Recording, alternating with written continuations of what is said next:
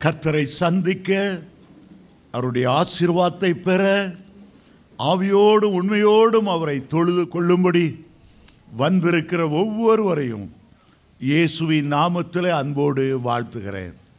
இந்த ஏலிம் சபை உடைய ஆவிக்குரிய வாழ்க்கைக்கு முடிந்த அளவு உதவி செய்ய தன்னை அர்ப்பணித்திருக்கிறது. இது ஒரு அன்பின் சபை, ஒரு ஆராதனை சபை, ஆவியானவருடைய வரங்கள் கிரியை செய்கிற ஒரு சபை. ஆகவே நீங்கள் தொடர்ந்து வந்து கர்த்தருடைய ஆசீர்வாதத்தை பெறும்படி கேட்டுக்கொள்ளுகிறேன். இன்றைக்கு கர்த்தருடைய வாக்குத்தத்தமாக ஏசாயா 29 அதிகாரம்,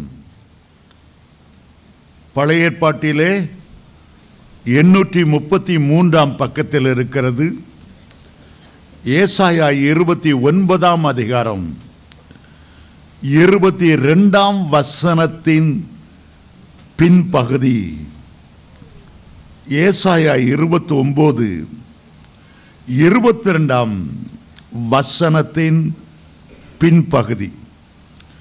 இனி யாக்கோபு வெட்கப்படுவதில்லை, இனி அவன் முகம் செத்து போவதும் இல்லை. யாக்கோபை குறித்து ஆண்டவர் சொல்லுகிறார், ஒரு பக்கத்தில் அவன் இனி வெட்கப்படுவதில்லை, இனி அவனுடைய முகம் செத்து போவதும் இல்லை. ஆனால் எந்த ஒரு யாக்கோபு, எந்த ஒரு இஸ்ரவேல் தேவனுடைய முகத்தை நோக்கி பார்க்கிறானோ அவனுடைய முகம் பிரகாசம் அடையும், அவன் வெட்கப்படுவதில்லை. எந்த மனிதன் தேவனுடைய முகத்தை நோக்கி பார்க்கிறானோ, மோசேயின் முகம் பிரகாசம் அடைந்தது போல, ஸ்தேவானின் முகம் பிரகாசம் அடைந்தது போல, யோவான் ஸ்நானகன் எழுந்து பிரகாசிக்கிற விளக்காய் இருந்தது போல அவனுடைய முகம் பிரகாசம் அடையும். அவன் தேவனை சந்திக்கும் போது அந்த முகம் மறுரூபம் அடையும், அந்த முகம் மகிமையின் மேல் மகிமை அடையும். ஒரு வாழ்க்கையிலே ஒரு மனிதனுடைய முகம் மிக முக்கியமானது. எஞ்சான உடம்புக்கு தலையே பிரதானம், தலையிலே அவன் முகமே பிரதானம். அவனுடைய முகமே அவன் யார் என்பதை வெளிப்படுத்துகிறது. அந்த முகம் ஒரு தேவனோடு சஞ்சரிக்கிற மகனை அருமையாய் சுட்டி காண்பிக்கிறது. இந்த முகத்திலே அமைதி, சாந்தம், பரிசுத்தம், தெய்வீகம் குடியிருக்கும். அகத்தின் அழகு அவனுடைய முகத்தில் தெரியும். அகத்தில் அவன் குடிகாரனாய் இருக்கிறானா, வேசிக்கள்ளனாய் இருக்கிறானா, பாவத்தில் இருக்கிறதா, அகத்திலே இருள் குடியிருக்கிறதா, அவனுடைய முகம் அதை வெளிப்படுத்தும்.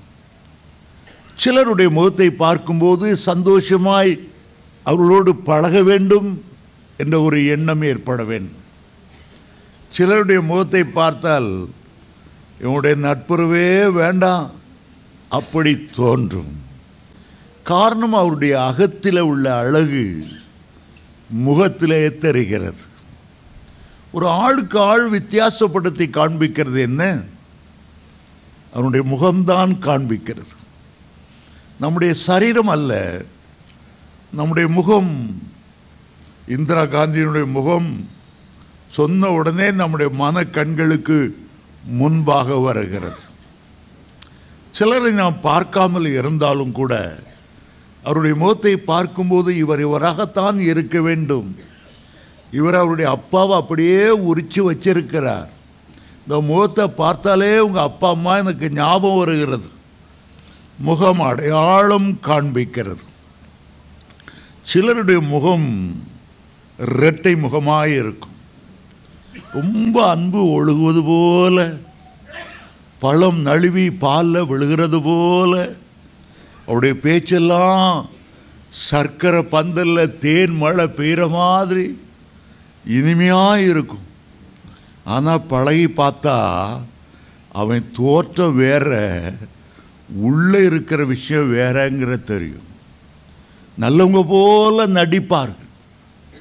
சினிமாவில் நடிகர் நடிக்கிற பார்த்தா அழகாய் நடிப்பாள், பாதாளத்துக்கு கொண்டு போயிடுவாள்.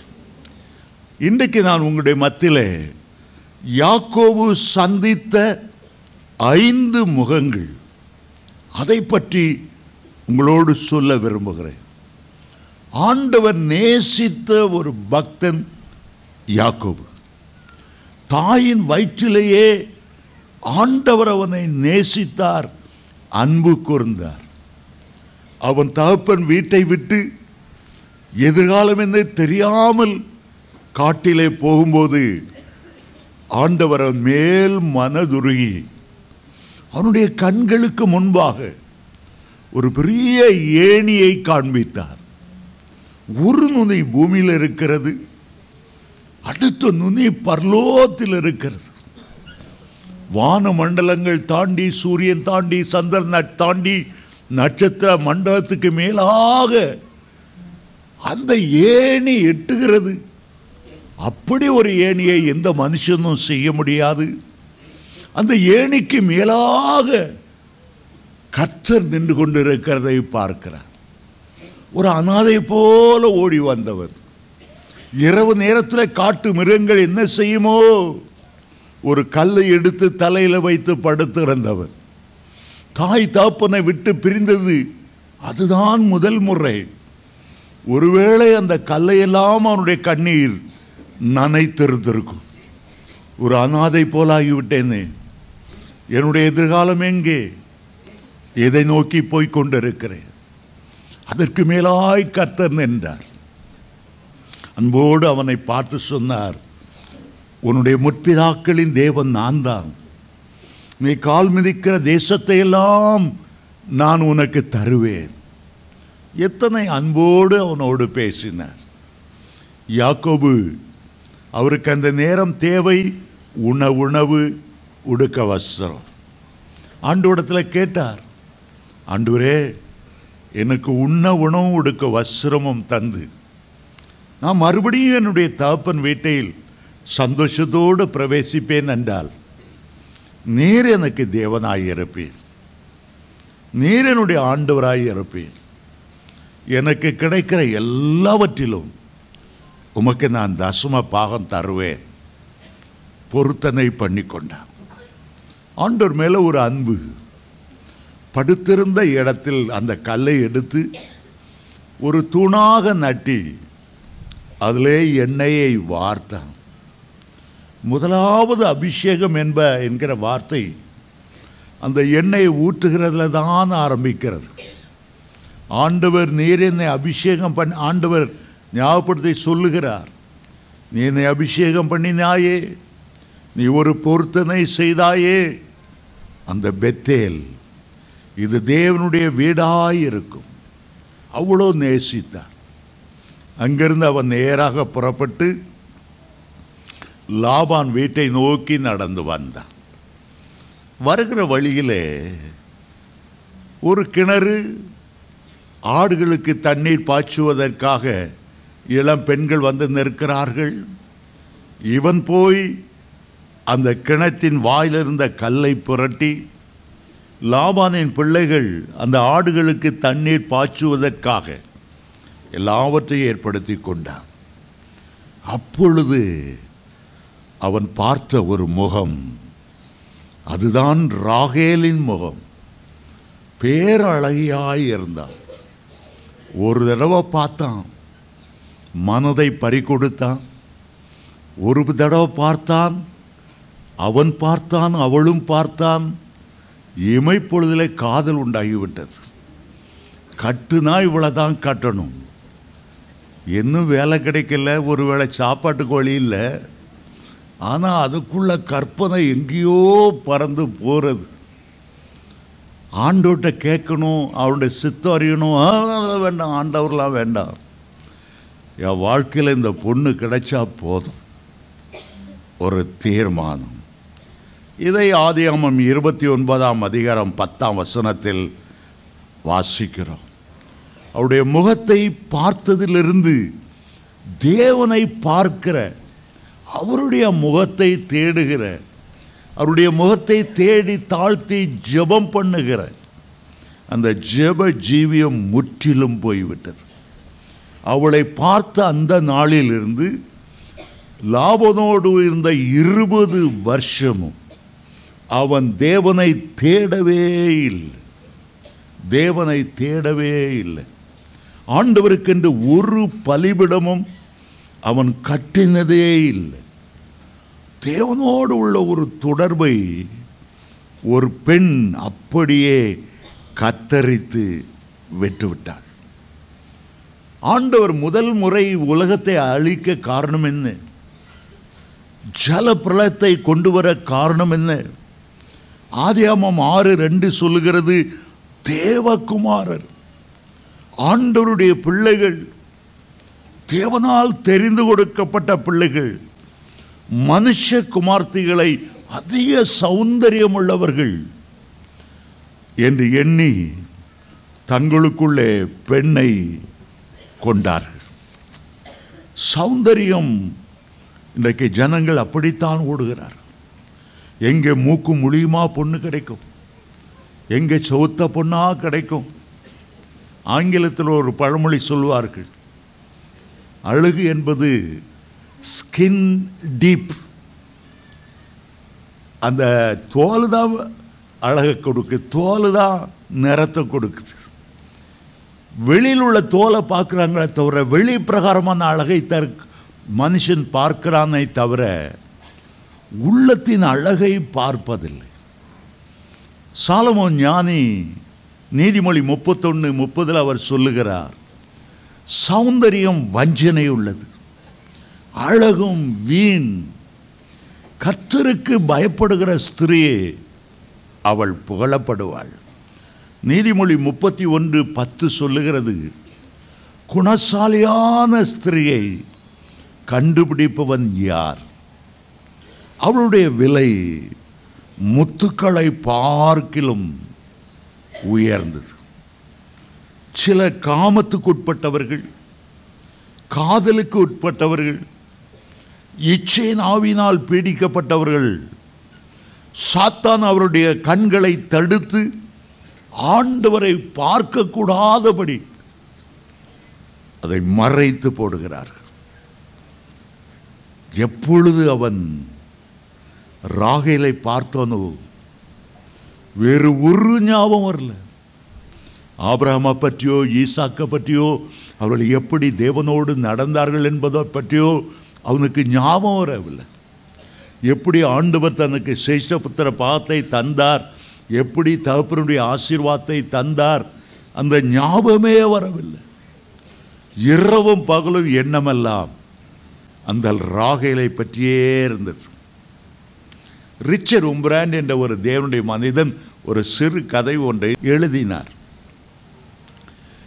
இயேசுவுக்கு 12 சீஷர்கள் வருவதற்கு முன்பாக ஒருவன் இயேசுவோடு ஆண்டவரை நேசித்து கூட செல்லுகிற இடமெல்லாம் சென்றான். ஆண்டவர் எங்கெங்கே அற்புதம் செய்ய போனாலும் கூட நின்றான். பிரசங்கம் பண்ணும்போது கூட நின்றான். அவருக்கு உணவு வாங்கிட்டு வர கூட நின்றான். உம்மை விட்டு பிரியவே மாட்டேன் ஆண்டவரே சபதம் செய்தார். ஒரு நாள் ஊழியத்தை முடித்து மாலை 5 மணி வெயிலில் இயேசு நடந்தவர் தாகத்தோடு ஒரு இடத்துல ஸ்தம்பித்து விட்டார். அவன் சொன்னான், ஐயா ஏசப்பா இந்த மரத்தடியில் உட்காரும். பக்கத்தில் ஒரு கிராமம் தெரியுது, 1 கிலோமீட்டர் தூரம் தான். வேகமாக ஓடி ஓடி ஓடி போய் உமக்கு தண்ணியை வாங்கிட்டு வந்துடுறேன், எங்கேயும் போயிடாதையும், மரத்தடியிலே உட்காரும். இயேசு களைச்சி மரத்தடியில் உட்கார்ந்தார்.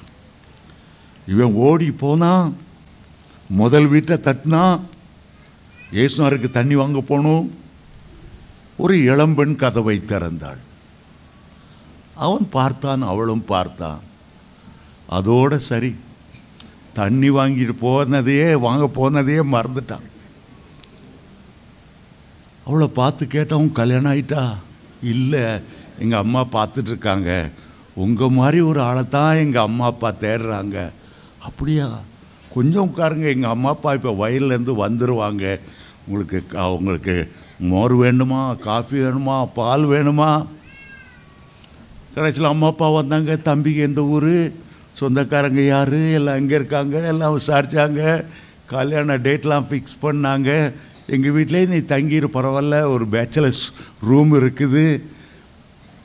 தேன் கொடுத்த நான் நரி மாதிரியா இங்கே உட்காந்துட்டான். இயேசுநாதரை உட்கார வச்சுட்டு வந்தது. பாவம் அவர் தாகத்தோடு என்ன பண்ணுவாருங்கிறத. கடைசியில் கல்யாணம் நடந்தது, ஒரு பிள்ளை பிறந்தது, 2 பிள்ளை பிறந்தது. இயேசுநாதர் ஞாபகம் சுத்தமாக வரல. இவன் அப்படிப்பட்ட வலையிலெல்லாம் சிக்கியிருக்கான், அப்படிப்பட்ட கண்ணிலெல்லாம் மாட்டிக்கிட்டான். இயேசுநாதர் ஞாபகம் எங்கே வரும்? ஒரு நாள் இவன் வேலைக்கு போனான். ஏன்னா பெஞ்சதிக்கு சம்பாதிக்கணும், 2 பிள்ளைகளுக்கு சம்பாதிக்கணும். வேலைக்கு போயிட்டு வரான். அந்த வீடு எரிஞ்சு கிடக்குது. உள்ளே போய் பார்க்குறான், மனைவி எரிஞ்சு கிடக்கிறா. பிள்ளைகளை பார்க்குறான், 2 செத்து கிடக்கான். ஐயோ, மாயை மாயை, எல்லாம் மாயையும் மனதுக்கு சஞ்சலமாக இருக்குது. அப்படியே யோசிச்சான். ஆமாம், அந்த வீட்டுக்கு எதுக்கு வந்தேன்? அப்போ தான் ஞாபகம் வந்தது, இயேசுநாதரை மரத்தடியில் உட்கார வச்சுட்டு வந்தது 3 வருஷமாக ஞாபகம் இல்லை. அவன் எழுந்து ஓடுனான் அந்த மரத்தடியை பார்த்து. 3 வருஷத்துக்கு முன்னால் உட்கார வச்சுட்டு அந்த மரத்தடியை பார்த்தா, தாகத்தோடு இயேசு உட்கார வச்சுட்டு வந்தனே, ஒரு செம்பு தண்ணி கொண்டு வா. இயேசுநாதரை பார்த்தா அங்கே இயேசுநாதரை காணும். எங்கடா இயேசுநாதர் போனார்? நானும் அவரை மறந்தே போயிட்டேனே. திடீர்னு ஒரு சத்தம் கேட்டது. தூரத்தில் கல்வாரி மலையிலிருந்து எதிரொலிக்கிற ஒரு சத்தம், தாகமாய் இருக்கிறேன். இவனுக்கு என்ன செய்யன்னு தெரியல. 3 வருஷத்துக்கு முன்னால் தாகமாக இருக்கேன்னு சொன்னார். இப்போ சிலுவை மரத்தில் தூங்குறாரு. இனிமேல் என்ன செய்கிறது? அநேகர் இப்படி தான். ஆசீர்வாதம் வரும்போது, புகழ் வரும்போது, நல்ல வேலை வரும்போது, சம்பாத்தியம் வரும்போது ஆண்டவர் அப்படியே மறந்துட்டாங்க. யாக்கோபு கொஞ்சம் நாளைக்கு முன்னால் தான் அந்த ஏணியை கண்டார். அது சாதாரண ஒரு ஏணி இல்லை, தேவகுமாரனே ஒரு ஏணியாய் நிற்பதை அவன் பார்த்தான். இயேசுவை தவிர வேறு யாரும் பூமியில் ஒரு நுனி மனுஷகுமாரன், பரலோகத்தில் ஒரு நுனி தேவகுமாரன். அதைத்தான் பக்தன் பாடுகிறான். பரத்துக்கேறும் படிகள் போலவே என் பாதை தோன்ற பண்ணுமையா எந்த தேவனே. அந்த ஏணி மறந்துட்டான். ஏணிக்கு மேலே நின்று தன்னோட பேசின உடன்படிக்கையை அவன் மறந்துட்டான். அவனுடைய மனமெல்லாம் ராகேல் மேலேயே நிலைத்திருந்தது. அந்த மோகத்தில் அவன் என்ன பேசுகிறோம் என்பதை அவனுக்கு தெரியலை. லாபான்ட்ட சொல்கிறான், உம்முடைய இந்த பொண்ணுக்காக 7 வருஷம் உங்கள்கிட்ட அடிமை வேலை செய்கிறேன், வேலைக்காரனை போல. ஆபிரகாம் எவ்வளோ செல்வந்தது, ஈசாக்கு எவ்வளோ பெரிய செல்வந்தது. இவன் அடிமையாக இருக்க தேவன் விரும்பவில்லை. அவனை ஆசீர்வதிக்கத்தான் ஆண்டவர் சித்தமானார்.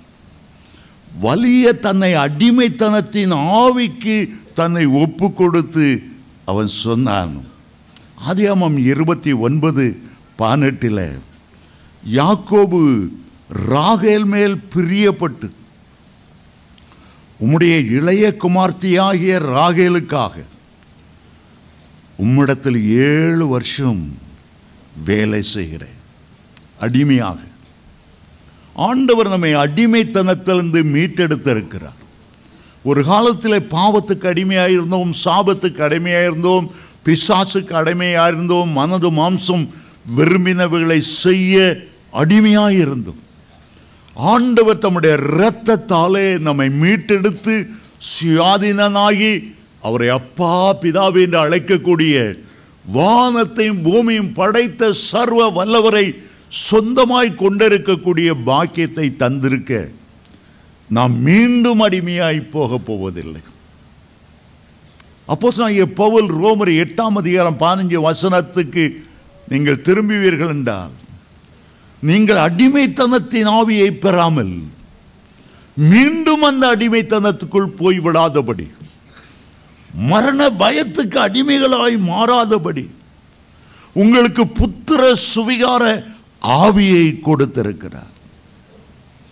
ஆண்டவர் அதை பார்த்தார்.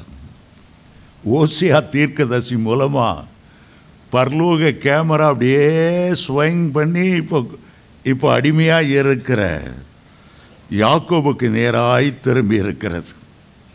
ஓசியா 12:12 ஆண்டவர் சொன்னார், யாக்கோபு சீரியா தேசத்துக்கு ஓடி போய் இஸ்ரவேல் ஒரு பெண்ணுக்காக ஊழியம் செய்து ஒரு பெண்ணுக்காக ஆடு மேய்ச்சான்.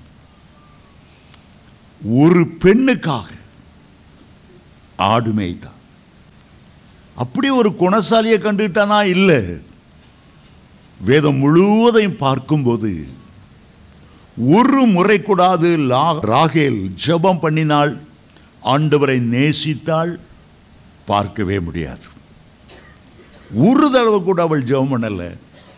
ஜெபம் பண்ணாதது மாத்திரமல்ல, யாக்கோபையும் அவள் பின்மாற்றத்துக்குள்ளே தள்ளிவிட்டாள்.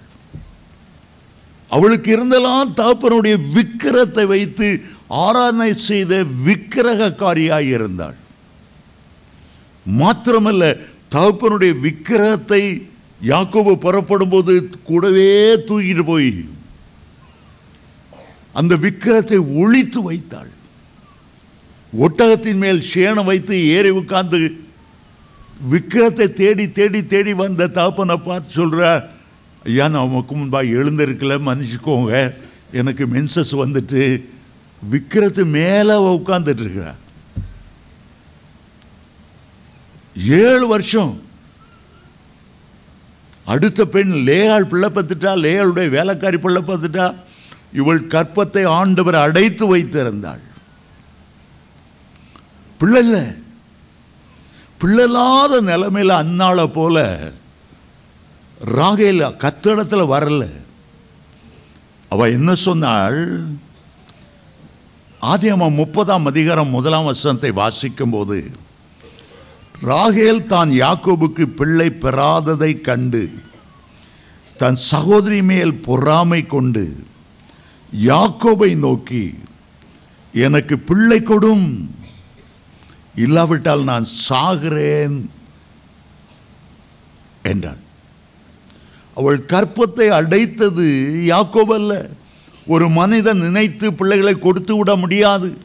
ஒரு பிள்ளையை ஒரு குடும்பத்தில் கர்த்தர் கொடுக்கிறார் என்றால் ஆச்சரியமாக அதிசயமான ஒரு சின்ன சரீரத்தை உருவாக்கி, ஆயிரக்கணக்கான கம்ப்யூட்டர்கள் இருக்கிற மூளையை உருவாக்கி, 970 மைல் நீளமுள்ள நரம்பு மண்டலத்தை உண்டாக்கி, 273 குட்டி குட்டி எலும்புகளை சேர்த்து விசித்திர வினோதமாய் எந்த ஒரு மனுஷனால் உருவாக்கவே முடியாத ஆவி ஆத்மா சரீரத்தோடு சிருஷ்டிப்பது கர்த்தருடைய கிருபை. அவள் அதை உணரவில்லை. பிள்ளைகள் கர்த்தரால் வரும் சுதந்திரம் உணரவில்லை. அந்நாளை போல தேவனுடைய ஆலயத்துக்கு ஓடி போய் விழுந்து மனங்கசந்து அழுது, ஆண்டவரே எனக்குள்ளே வந்த அழகு என்கிற பெருமை நிமித்தம் நான் குழந்தை இல்லாமல் ஆசீர்வாதம் இல்லாமல் தவிக்கிறேன், என் குழந்தை தாரும் என்று கேட்காமல் தான் சகோதரி மேல பொறாமைப்பட்டு புருஷனை பிடிச்சு இழுத்து, எனக்கு பிள்ளை தாரிடா, இல்லைன்னா சூசைட் பண்ணிக்கிடவா. அவன் என்ன செய்வான்? பாவம், அவன் என்ன செய்வான்? தேட வேண்டிய ஆளை தேடல, ஆண்டவரை தேடல கடைசி வரையிலும். ஆகவே தான் அந்த பிரயாணம் போகும்போது பெத்தேலுக்கு போகிற வழியில் அவள் பிரசவத்தில் மரித்தாள். பெத்லகேமுக்கு ஆண்டவர் கொண்டு போய் விடல. இயேசு பிறந்த இடம் பக்கத்தில் தான் இருக்கு. 4 கிலோமீட்டர் தூரத்தில் பெத்லகேம் வந்துடும். ஆனால் அந்த ஆண்டவர் பிறக்கக்கூடிய அந்த இடத்துல அவள் குழந்தை கொண்டு போக முடியல. இந்த குழந்தைக்கு பெனோனி துக்கத்தின் மகன். ஏன் துக்கம் வந்துச்சு? உன்னால தான் துக்கம் வந்துச்சு. ஆண்டவரை தேட வேண்டிய தேடானால்தான் அந்த துக்கம் வந்துச்சு. பொண்ணு மேல மதிமயங்கி, புருஷன் மேல மதிமயங்கி, கடவுள் கூட வேண்டாம், எனக்கு புருஷன்தான் வேணும், கடவுளையே கண் கண்ட தெய்வம். போ, அவன் தானே தெய்வம்.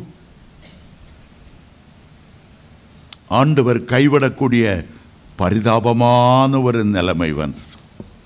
ரெண்டாவது இன்னொரு முகத்தை பார்க்கும். அது யாருன்னா லாபானின் முகம். லாபான் ரொம்ப தந்திரசாலி, ரொம்ப வஞ்சனை உள்ளவன். ஏமாத்துறதுல யாக்கோபோட ஒரு கில்லாடி. யாக்கோபு 6 அடி பாஞ்சானா இவன் 60 அடி பாயக்கூடிய. அந்த காலத்தில் ஒரு பழமொழி, கும்பகோணத்துக்காரங்க ரொம்ப ஏமாத்துறவங்களா, தஞ்சாவூருக்காரங்க ரொம்ப ஏமாத்துறவங்களா? ஏமாத்துறவனை ஏமாத்துறவன் அவனால் லாபான். லாபான்னா என்ன அர்த்தம்னா வெள்ளை, வெளியே பார்க்கறதுக்கு வெள்ளை, வெளியே பார்க்குற பரிசுத்தவான். யாக்கோபு வரும்போது லாபான் முகமெல்லாம் மலர்ந்திருந்தது. தன்னை தேடி ஒரு மருமகன் வாரான், டவுரி இல்லாமல் இவன் தலையில் கட்டிடலாம், இவனை மாதிரி ஏமாளி ஒருத்தனும் இருக்க மாட்டான். லாபான் சிரிச்சு வரவேட்டான் பாருங்க. என்ன மூக்கும்புளியா, என்னுடைய சிஸ்டருடைய சன்னு ரெபேக்கா போனால ஒட்டகத்தில் 10 ஒட்டகம். அந்த 10 ஒட்டகத்தில் வரும்போது எவ்வளோ ஜுவல்ஸ் கொடுத்தான். அந்த இடத்துலேருந்து வந்திருக்கிற, ஐயோ மூக்கை பார்த்தா எங்கள் அக்கா மாதிரியே இருக்குது, ரெபேக்கா மாதிரியே இருக்குது, காதை பார்த்தா அப்படியே இருக்குது, சத்தம் என்ன கம்பீரமாக இருக்குது. வரும்போது வாயில் 32 வெளியே தெரிய சிரிச்சிட்டு அவனை பார்த்தான். அவனுக்கு எதிர்கொண்டு ஓடி போனானாம். ஆதியாகமம் 29:13 அவனை கூட்டிக் கொண்டு முத்தம் செய்து தன்னுடைய வீட்டுக்கு அழைத்து கொண்டு வந்தான். எப்படி அழைத்து கொண்டு வந்தான்? ஒரு செலந்தி பூச்சி வலையில் ஒரு ஈ விழுந்தா 2 கையால் இட்டு காலால் இந்த பூச்சி அப்படியே அரவணைக்கிறது போல யாக்கோபு அரவணைச்சு வீட்டுக்கு கொண்டு வரான்.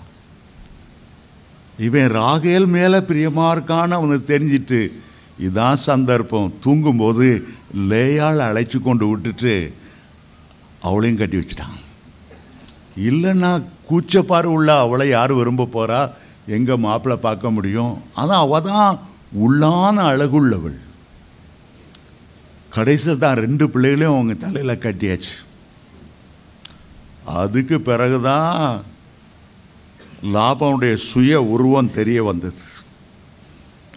அவன் வேலை கொடுத்து 10 தடவை சம்பளத்தை மாற்றி, யாக்கோபு சொல்லுகிறான், உங்கள் அப்பா முகத்தை பார்த்தா நேற்று இருந்தது மாதிரி இல்லை, முழுவதும் மாறி போயிருக்கு. லாபானுடைய முகம் வரும்போது எப்படி? அதனால்தான் மாமனார் வீட்டுக்கு போனால் விருந்தும் மருந்தும் 3 நாள். அங்கேயே கேம்ப் அடித்து உட்காந்தா மாமனார் முகமும் மாறும், மாமியார் முகமும் மாறும். அவங்க முகம் மாறுறதுக்கு அதுக்குள்ளே ஓடி போகிறவன் பாக்கியவான். யாக்கோபு 20 வருஷம் டென்ட் அடித்து அங்கே உட்காந்துட்டான்னா எந்த மாமனார் அதை தாங்குவார்? அவருடைய முகம் வேறுபட்டதான். ஒரு நல்ல பக்திமான் இருந்தார். ஆற்றுல ஒரு கால் வைப்பார், சேத்துல ஒரு கால் வைப்பார். ஞாயிற்றுக்கிழமை வெள்ளை சொல்லையுமா சர்ச்சுக்கு வந்துடுவார். மற்ற 6 நாளும் துன்மார்க்கமாக ஜீவிப்பார். இவன் தேவனுடைய பிள்ளையான்னா ஆமான்பான், சாத்தானுடைய பிள்ளைன்னா ஆமான்னு சொல்லுவான். இவன் செத்து ஒரு நாள் பரலோகத்துக்கு போனான். பரலோக கதவை தட்டினா பேதுரு வந்து கதவை திறந்தார். அந்த முத்து வாசலில் எங்கப்பா வந்தா? நீ ஏலிம் சபைக்கில் ஒழுங்கா போவா? நான் தான் ஒன்று அந்த சினிமா தேரில் அந்த குடிகார இடத்துல வந்தப்போ ஆமாம் ஓகே, நீ ஒன்று செய், இன்னைக்கு பரலோகத்தெல்லாம் சுற்றி பார். நாளைக்கு நீ நரகத்துக்கு அப்படியே போய் அப்படியே லிஃப்ட் எடுத்து டர்ன்னு கீழே போனீங்கன்னா பாதாளம் இருக்கும். அங்கே சாத்தான் இருப்பான். ஒரு நாள் நரகத்தில் தங்கு. உனக்கு எது பிடிச்சிருக்கு என்கிட்ட வந்து சொல்லு, உனக்கு ஏற்பாடு பண்ணிடும். சரி, நேராக பரலோகத்துக்கு போனால் எல்லாம் பாடுறாங்க, எல்லாம் துதிக்கிறாங்க, எல்லாம் ஆடுறாங்க, பாடுறாங்க, மகிமையாக இருக்குது, இயேசுவை பார்க்கணும் விருப்பப்படுறான். நீ டிசைட் பண்ணிட்டு சொல்லப்பா அப்படி இப்படின்னு எல்லாம் பார்த்தான். ரொம்ப பிடிச்சிருந்துச்சு, பரலோகம்தான் பிடிச்சிருக்குன்னு மனசில் நினச்சிக்கிட்டான். பேதுரு சொன்னார், சரி ஒரு நாள் நரகத்தில் தங்கிட்டு வந்து நரகத்துக்கு போனான். அங்கே பார்த்தா சேட்டன் சூட்டும் கட்டுமா ரொம்ப அழகான யங் வாலிபனா ஸ்மார்ட்டாக வந்து, வந்திருக்கியா தம்பி, ஹீ லாபான் மாதிரி அவனை வரவேட்டான். நேராக அங்கே ஒரு ஃபுட்பால் மைதானம், அங்கே இன்னொரு இடத்துல பார், இன்னொரு பக்கத்தில் டான்ஸிங் கிளப்பு, எல்லாம் நரகத்தை பார்த்தா இவ்வளோ அழகாக இருக்கு. என்னடா நம்ம ஊரில் இருக்கும்போது நரகத்தை பற்றி எல்லாம் தப்பாக சொல்லிட்டாங்க, இது எவ்வளோ அழகான இடம், இஷ்டத்துக்கு குடிக்கலாம், இஷ்டத்துக்கு விருந்தென்ன, ஆம்பூர் பிரியாணி என்ன, ஏகப்பட்ட உணவு வகைகள் என்ன, ரொம்ப ஒரே சந்தோஷம். சாத்தான் சொன்னால், என்னத்துக்கு பரலோகத்தை போய் அந்த கடவுளுக்கு என் சும்மா அடிமையாக இருக்க, அங்கே ஒரு வேலையும் கிடையாது, சும்மா பாட்டு பாடிக்கிட்டே இருந்தால் என்ன ஆகும்? இங்கே பார்த்தா தான் விதவிதமான செயல்பாடுகள், உனக்கு ஃப்ரீ, நீ என்ன நினச்சாலும் செய்யலாம், உனக்கு முழு சுயாதீனம். இது என்னடா பரலோகத்தை விட இது 1000 மடங்கு நல்லா இருக்க. நேராக மேலே போனால் பேதுருப்பா சொல்லிட்டான், டாட்டா எனக்கு பரலோகமே வேண்டாம், நரகம் எவ்வளோ அழகாக இருக்குது, என்ன அழகு புல்வெளி, என்ன அழகு பூங்கா. நேர நான் நரகத்தே போயிடுறேன். நரகத்துக்கு டர்ன்னு கீழே வந்தான். இப்போ பார்த்தா அந்த பழைய சாத்தானை காணும். பெரிய பல்லு, அகோரமான முகம், வா ராஜாவா, பாதாளத்துக்கு இழுத்து போய் அக்கினி கடலுக்கு தள்ள போனான். ஏய் முந்தி பார்க்கும்போது எவ்வளோ அன்பா இருந்தா, முகமெல்லாம் மலர்ந்து இருந்தது, இப்போ கொடூரமாக மாறிட்டே. எங்கே அந்த ஃபுட்பால் மைதானம், எங்கே அந்த பிரியாணி, எங்கே அந்த சாப்பாடு, எங்கே? அப்போ நீ விசிட்டராக வந்தா, இப்போ பெர்மனன்ட் ரெசிடெண்ட்டாக வா. மாமனார் வீட்டுக்கு விசிட்டராக போனால் வரவேற்பு, பெர்மனன்ட் ரெசிடெண்ட்டாக அங்கே தங்க போனால் ஆபத்து. ரொம்ப பரிதாபம். லாபான் முகத்தை நம்பாதுங்க. நாசியில் சுவாசமுள்ள மனுஷனை அவன் ஏமாத்திரம் மாறிட்டே இருப்பான். லாபான் முகம் நேற்று இருந்த மாதிரி இன்னைக்கு இல்லை, மாறி போயிட்டான். ஆகவே அவன் நினைத்தான், இனிமே மாமனார் வீட்டில் இருக்கக்கூடாது. 20 வருஷ வாழ்க்கைக்கு ஒரு முடிவு உண்டாக்கி அவன் தகப்பன் வீட்டுக்கு போகணுன்னு தீர்மானித்தான். தகப்பன் வீட்டுக்கு போகணுன்னு தீர்மானித்தான். ஆனால் தகப்பன் வீட்டில் அவனுடைய அண்ணன் இருக்கான், ஏசா இருக்கான். தகப்பன் வீட்டுக்கு போனால் அந்த ஏசா என்ன பண்ணுவான்னு தெரியாது. அவன் முகம் பழைய முகமாக இருக்குமா, புது முகமாக இருக்குமா? அவன் கடைசி அவன் சந்திக்கும் போது, எங்கள் அப்பாவுக்கு துக்கம் கொண்டாடுற காலம் வரும், இந்த யாக்கோபு காலை வெட்டணும், இந்த யாக்கோபை கொலை பண்ணோன்ட்டு நின்னான். இப்போ தான் 20 வருஷத்துக்கு பிறகு ஆண்டவருடைய எண்ணம் வருது. 20 வருஷமாக 4 பொண்டாட்டி, 12 + 1 13, 12 பையங்க, ஒரு பொம்பளை பிள்ளை தீனா. இந்த 13 பட்டாளத்துக்கும் உழைச்சி போடுறதே போதும் போதும்னு ஆயிட்டு. இப்போ ஜெபம் பண்ணால் ஒழிய அண்ணன் கோபத்துக்கு தப்ப முடியாது. சில வாழ்க்கையில் பிரச்சனை வர்றதுக்காக ஆண்டவர் ஸ்தோத்திரம், அண்ணன் மேலே ஒரு பயம் வர்றதுக்காக ஆண்டவருக்கு ஸ்தோத்திரம், ஆண்டவர் அன்னை கொன்று விடுவானோ ஒரு எண்ணம் வர்றதுக்காக தேவனுக்கு ஸ்தோத்திரம். அப்போ தான் ஆண்டோடைய முகத்தை பார்க்கணுன்னு ஒரு எண்ணம் வந்துட்டு, கெஞ்சணுன்னு ஒரு எண்ணம் வந்துட்டு. இதுக்காகத்தான் ஆண்டவர் 20 வருஷம் காத்துட்டு இருந்தார். இப்போ தேவனை முகமுகமாய் பார்த்தார். முகமுகமாக பார்த்து, நான் சாகாமல் பிழைச்சேன், பெத்தேல் என்று இருந்த பேருக்கு பெனியேல் என்ற பேரை ஆண்டவரை முகமுகமாய் பார்த்தேன். ஆண்டவருடைய முகத்தை தரிசித்தேன். ஆண்டவர் அவனோடு உடன்படிக்கை பண்ணினார். அவனுடைய உள்ளத்தில் இருந்த கசப்பை ஆண்டவர் எடுத்து போட்டார். ஒரு பெரிய மாறுதலை சவுனுக்குள்ளே கண்டு வருவதற்கு காரணம் அவன் தேவனுடைய முகத்தை தரிசித்தான். அப்போ பவுல் சொல்லுகிறார், இப்போ நாம் கண்ணாடியிலே காண்கிறது போல காண்கிறோம், நிழலாட்டமாய் காண்கிறோம், அப்பொழுது முகமுகமாய் அவரை காண்போம். சங்கீதம் 17 சங்கீதக்காரன் சொல்லுகிறார், நீதியிலே அவருடைய முகத்தை நான் தரிசிப்பேன். நான் விழிக்கும் போது அவருடைய சாயலால் நான் திருப்தி ஆவேன். ஆண்டவருடைய முகத்தை பார்க்கும்போது அதிலிருந்து என்ன ஆசீர்வாதங்கள். ஆண்டவருடைய முகத்தில் அவ்வளவு கிருபை நிறைந்த உலகம். அவருடைய முகத்தை பார்க்கும்போது நம்மை அறியாமலேயே நமக்குள்ளே ஒரு பிரகாசம் வருகிறது. ஆண்டவரை பார்த்து சூரியனையே பார்த்து கொண்டிருக்கிற ஒரு அழகான மலருக்கு சூரிய காந்தி என்று பெயர். சியோன் என்ற வார்த்தைக்கு சூரிய காந்தி என்ற அர்த்தம். ஆண்டவருடைய முகம் அவ்வளவு கிருபையானது. அவருடைய முகத்தை பார்க்க வேண்டும் என்றுதான் பரிசுத்தவான்கள் ஏங்கினார்கள். என் முகத்தை தேடுங்கள் என்று சொன்னீரே, உம்முடைய முகத்தையே நான் தேடுவேன், உம்முடைய முகத்தையே நான் தேடுவேன். ஆண்டவருடைய முகத்தை நாம் கற்பனை கட்டி பார்க்கிறோம்.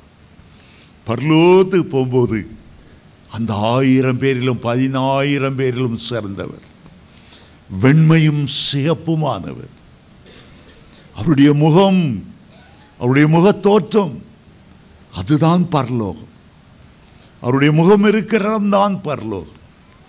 கோடி கோடி வருஷங்கள் அவன் முகத்தை பார்த்துட்டு தான் பிற பரலோகத்தை சுற்றி பார்க்கணுங்கிற எண்ணம் வரும். அதுக்கு பிறகுதான் ஏனோக்கை பார்க்கணும், எலியாவை பார்க்கணும், அப்போஸ்தலனாகிய பவுலை பார்க்கணுங்கிற எண்ணமெல்லாம்.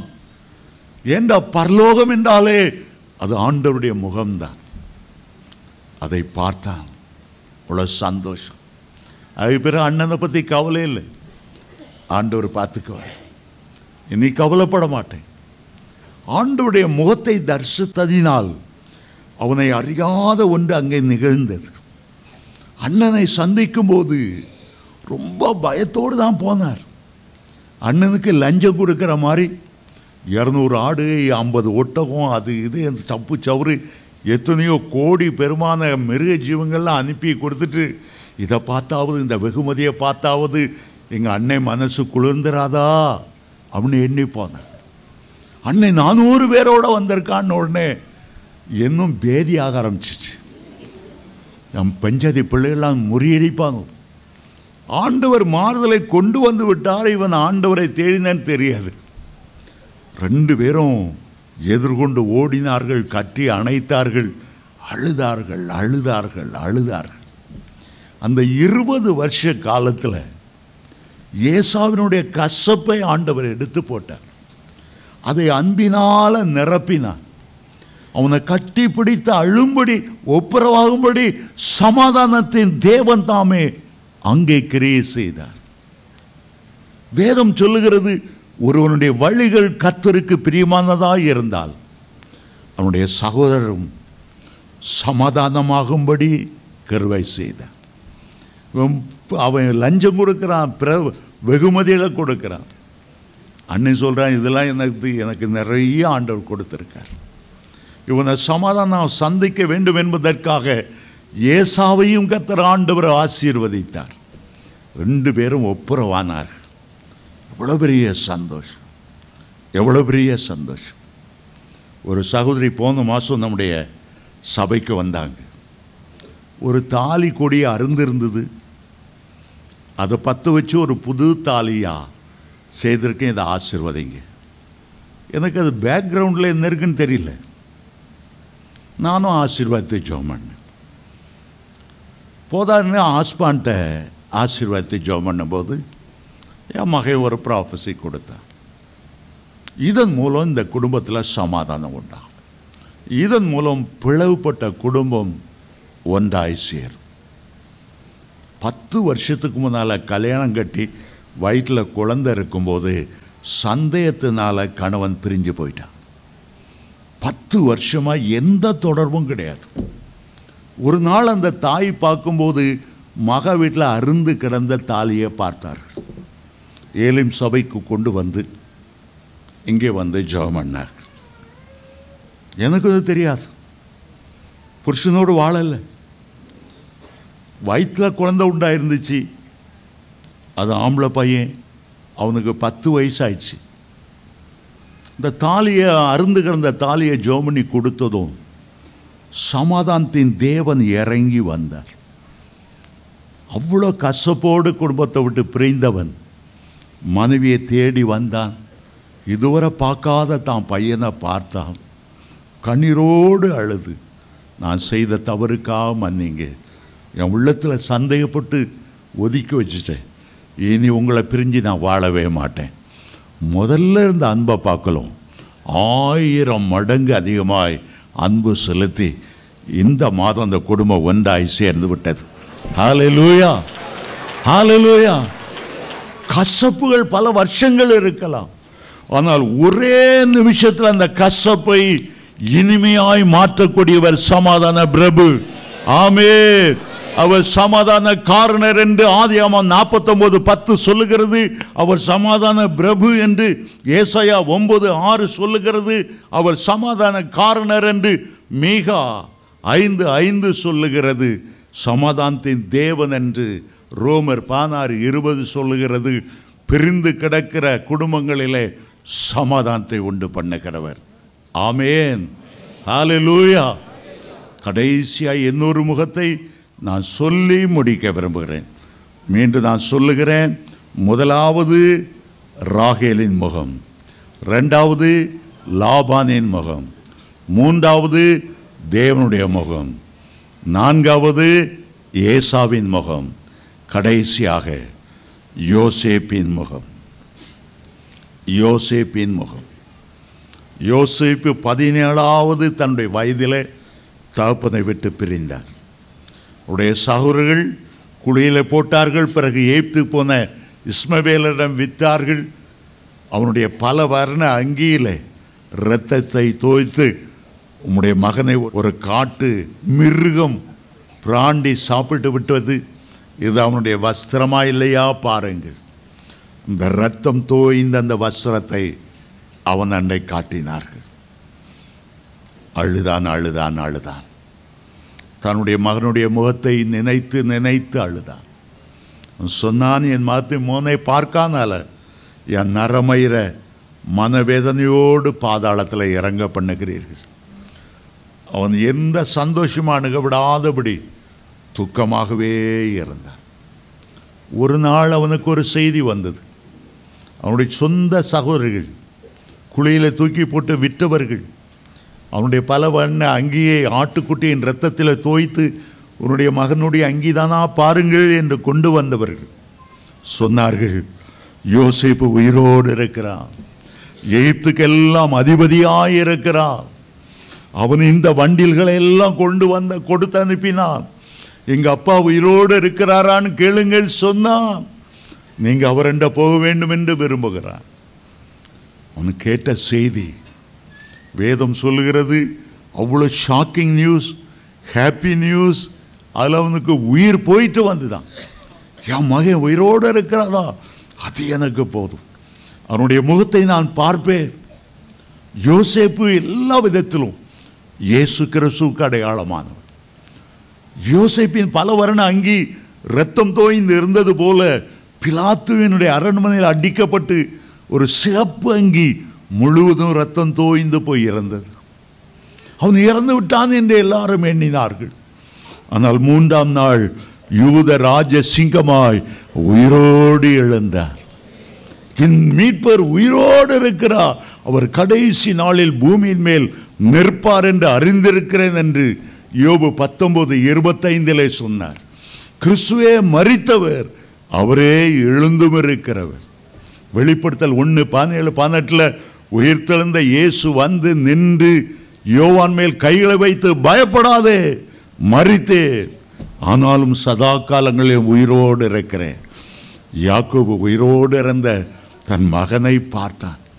2 பேரும் கட்டி பிடித்து, அதை வாசிக்கும்போது எனக்கே கண்கள் கலங்கி விட்டது. ரொம்ப நேரம் அழுதார்களாம். ரொம்ப நேரம் அழுதார்களாம். யோசேப்பும் அவனுடைய தகப்பனாகிய யாக்கோபும். ஏன் அவர்கள் பிரிந்தார்கள்? 20 வருடங்கள் பிரிந்தார்கள். ஆண்டவர் ஏன் அதை அனுமதித்தார்? யாக்கோ அந்த ராகேலுடைய அழகில மயங்கி 20 வருஷம் ஆண்டவரை நினைக்காமல் இருந்ததை நிமித்தம் யோசேப்பை 20 வருஷம் பிரித்து வைத்து, நான் எவ்வளவு உன்னுடைய பிரிவுக்காக வேதனைப்பட்டிருப்பேன், நீ ராகேல் மேல் வைத்த அன்பை வைத்து என்னை மறந்தாயே. ஆண்டவர் எவ்வளவு வேதனைப்பட்டிருப்பார். நாம் ஆண்டவரை மறக்கும் போது ஆண்டவருடைய உள்ளம் துடிக்கும். உலக நேசம், உலக ஆசை, பெண்ணாசை, பொருளாசை, ஆணாசை எல்லாத்திலும் நீ கர்த்தரை மறந்து விட்டாயே. ஆண்டவருடைய உள்ளம் எவ்வளவு புண்படும் என்று அறிவதற்காக 20 வருடம் யோசேப்பை பிரிந்து வாழ வேண்டியதாயிற்று. தேவ பிள்ளைகளே, எப்போதும் கர்த்தருடைய முகமே உங்களுடைய உள்ளத்தை சந்தோஷப்படுத்தட்டும். ஹல்லேலூயா. வாலிப பிள்ளைகளுக்கு ஒன்று சொல்ல விரும்புகிறேன். யாக்கோபை போல தேவனற்ற ஆண்டவரற்ற ஒரு பெண்ணை விரும்பாதிருங்கள். ஆண்களை பார்த்து சொல்லுகிறேன், கிறிஸ்துவுக்கும் பேலியாளுக்கும் சம்மதம் ஏது? அவிசுவாசியோடு விசுவாசிகளுக்கு ஒரு இணைப்பு ஏது? ஆண்டவருக்கு பயந்த ஒரு பெண்ணை திருமணம் செய்யும்போது உங்களுடைய குடும்ப வாழ்க்கை பரலோகமாய் இருக்கும்.